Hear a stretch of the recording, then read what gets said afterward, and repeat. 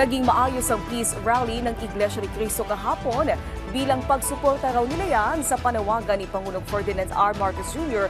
na itigil na ang impeachment laban kay Vice President Sara Duterte. Narito ang report.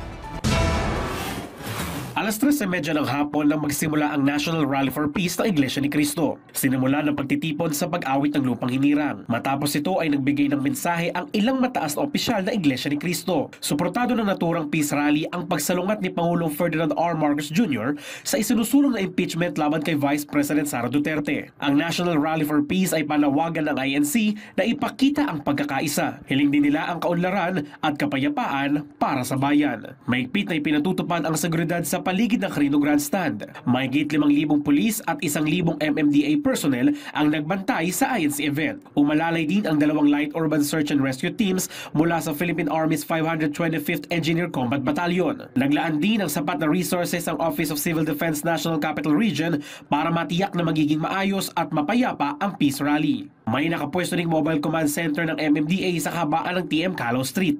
Itinaas din ng Manila Disaster Risk Reduction and Management Office at Metro Manila Disaster Risk Reduction and Management Council sa red status ang lugar dahil sa dagsa ng mga tao. May mga medical station na handang umalalay sa mga mangangailangan ng tulong medikal at mga nakatayong tolda na maaaring silungan kapag uulan. May mga portalet rin sa paligid ng grandstand. Ilang kalsada rin ang pansamantalang isinara sa mga motorista. Kabilang dito ang Katigbak Drive at South Drive, Independence Road, Rojas Boulevard, Bonifacio Drive, P. Burgos Avenue, Maria Orosa Street, Finance Avenue, General Luna Round Table at Calao Avenue. Idinaos ang mapayapang pagtitipon sa 13 lugar sa Pilipinas.